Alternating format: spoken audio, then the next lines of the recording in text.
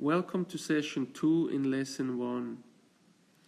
In this session you will learn the basic principles of the arbitrage pricing theory and multi-factor models of risk and returns. The learning goals for session 1.2 are: you should be able to apply the concept of multi-factor models of risk and return.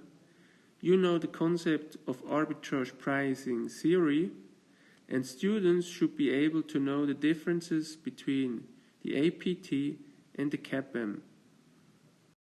The single factor model. We begin with a familiar single factor model. Uncertainty in asset returns have two sources: a common or macroeconomic factor and a firm-specific event. By constructing, the common factor has zero expected value because it measures new information concerning the macroeconomy.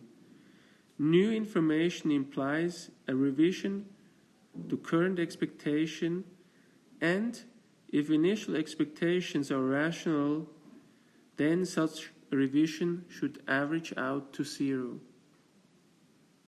The single factor model. Formally, the single factor model of excess returns is described by the formula below, where the expected excess return plus the beta times the factor plus the firm-specific disturbance equals the excess returns. Notice that if the macro factor has a value of 0 in any particular period, meaning no macros surprises, the excess return on the security will equal its previously expected value plus the effect of firm-specific events only. The non-systematic components of returns, the EIs, are assumed to be uncorrelated across stocks and with the factor F. Multi-factor models. The factor model's decomposition of returns into systematic and firm-specific components is compelling, but confining systematic risk to a single factor is not. It stands to reason that a more explicit representation of systematic risk, allowing different stocks to exhibit different sensitivities to its various components, would constitute a useful refinement of the single factor model. It is easy to see that the models that allow for several factors, multi-factor models, can provide better description of security returns. Suppose the two most important macroeconomic sources of risks are uncertainties surrounding the state of the business cycle measured by unanticipated GDP growth and changes in interest rates. The multi-factor model equation. The return on any stock will respond both to sources of macro risk and to its own firm-specific influences. We can write a two-factor model describing the excess return on stock I in some time period as follows. It's the expected excess return on stock I plus the sensitivity of that stock to the GDP factor plus the sensitivity of that stock to the factor of interest plus the firm-specific influences. The two macro factors GDP and interest rates comprise the systematic factors in the economy. As in the single factor model, both of these macro factors have zero expectations. The coefficient of each factor in the formula measures the sensitivity of share returns to that factor. For this reason, the coefficients are sometimes called factor loadings or equivalently factor betas. Arbitrage pricing theory. Stephen Ross developed the arbitrage pricing theory, APT, in 1976. Like the CAPM, the APT predicts a security market line linking expected returns to risk, but the path it takes to the security market line is quite different. The APT relies on three key propositions. First, security returns can be described by a factor model. Second, there are sufficient securities to diversify away idiosyncratic risk. And third, well-functioning security markets do not allow for the persistence of arbitrage opportunities. Continuing on the arbitrage pricing theory. An arbitrage opportunity arises when an investor can earn riskless profits without making a net investment. For example, suppose IBM trades at $163 on Nasdaq and on 165 on the New York Stock Exchange. Therefore, you could buy the shares on Nasdaq and simultaneously sell them on the New York Stock Exchange, clearing a riskless profit of $2 per share without tying up any of your own capital. Continuing on the arbitrage pricing theory, an arbitrage opportunity arises when an investor can earn riskless profits without making a net investment.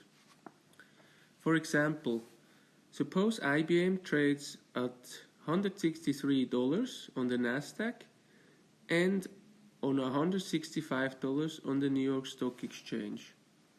Therefore, you could buy the shares on the Nasdaq and simultaneously sell them on the New York Stock Exchange, clearing a riskless profit of $2 per share without tying up any of your capital would result. The law of one price states that if two assets are equivalent in all economically relevant respects, then they should have the same market price. The law of one price is enforced by arbitrageurs. If they observe a violation of the law, they will engage in arbitrage activity, meaning simultaneously buying assets where it is cheap and selling where it is expensive.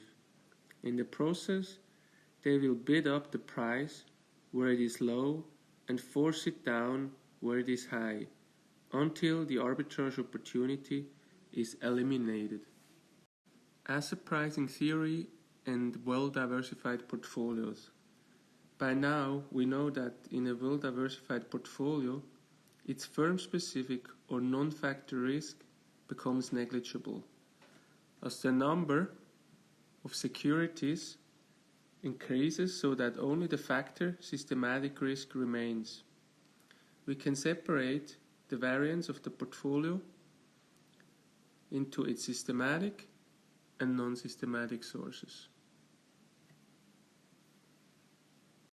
Returns as a function of the systematic factor.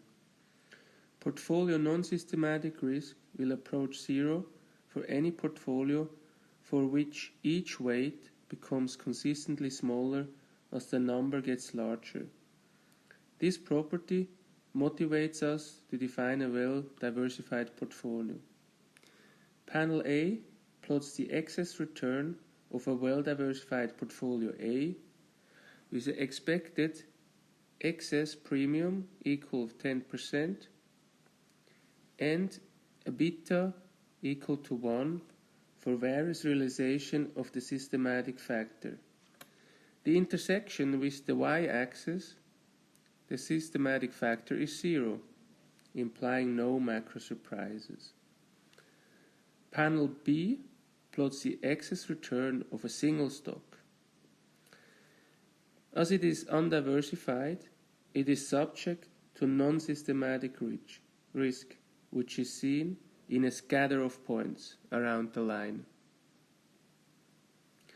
The well-diversified portfolio's return in panel A, in contrast,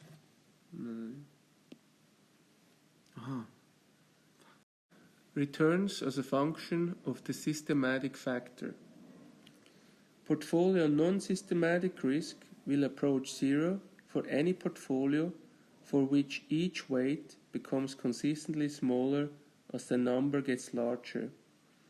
This property motivates us to define a well-diversified portfolio. Panel A plots the excess return of a well-diversified portfolio A with the excess return equal to 10% and the beta equal to 1 for various realization of the systematic factor. The intersection with the y-axis is where the systematic factor is 0 on the x-axis, implying no macro surprises. Panel B plots the excess return of a single stock. As this is undiversified, it's subject to non-systematic risk. This is seen in a scatter of points around the line. The well-diversified portfolio's return in panel A, in contrast, is determined completely by the systematic factor. Returns as a function of the systematic factor, an arbitrage opportunity. As previously shown, in a well-diversified portfolio, we are only left with systematic or factor risk. This is the basis of the security market line. The figure below shows two diversified portfolios, A and B, with betas of 1, but with differing expected rates of returns, for A equal 10% and for B equal 8%. Could portfolios A and B coexist with the return pattern depicted? Clearly not. No matter what the systematic factor turns out to be, portfolio A outperforms portfolio B, leading to an arbitrage opportunity. The outperformance is 2%. Market participants will benefit from the arbitrage opportunity by taking long and short positions, which will put pressure on security prices and force the return discrepancy between the two portfolios to disappear. We conclude that such arbitrage activity ensures that well-diversified portfolios with equal betas will have equal expected returns. An arbitrage opportunity. What about portfolios with different betas? Their risk premiums must be proportional to beta. Suppose that the risk-free rate is 4% and that a well-diversified portfolio C with a beta of 0.5 has an expected return of 6%. Portfolio C plots below the line from the risk-free asset to portfolio A. Consider, therefore, a new portfolio D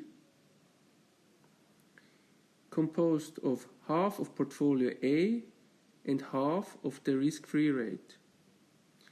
Portfolio D's beta will be 0.5 times 0 plus 0.5 times 1 equals 0.5. And the expected return is equal to 0.5 times the 4% of the risk-free rate plus 0.5 times the 10% of portfolio A, which is equal to 7%. Now portfolio D has an equal beta but a greater expected return than portfolio C. From our analysis in the previous paragraph, we know that this constitutes an arbitrage opportunity.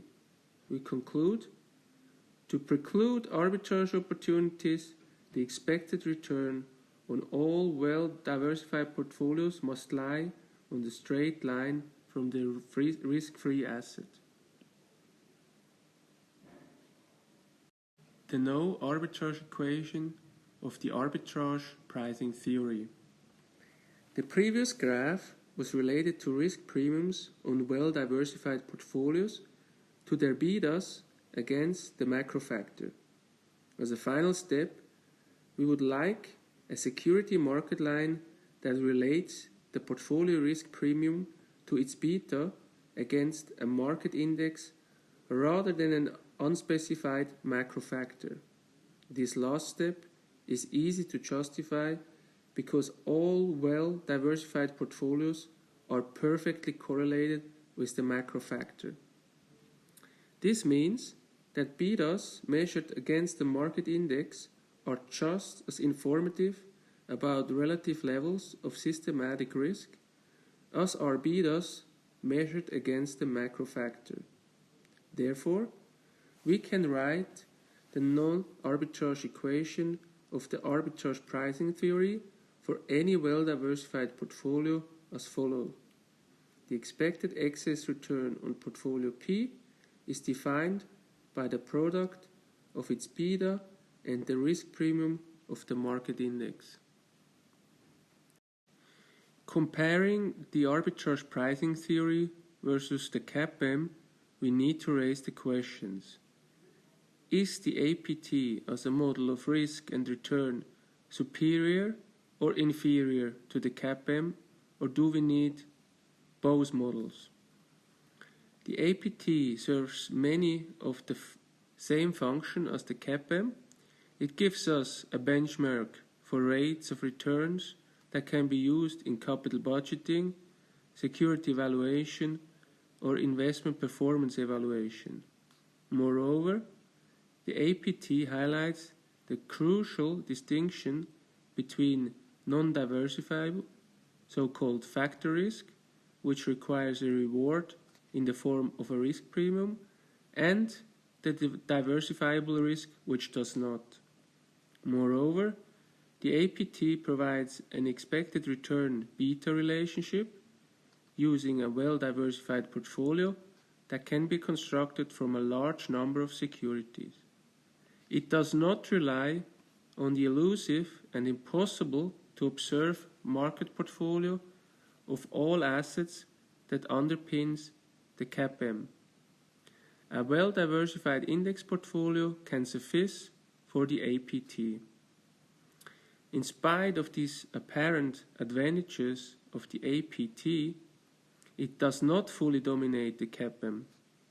The CAPM provides a statement on the expected return beta relationship for all securities, whereas the APT implies that this relationship holds for all but perhaps only a small number of securities. The APT cannot rule out a violation of the expected return beta for any particular asset.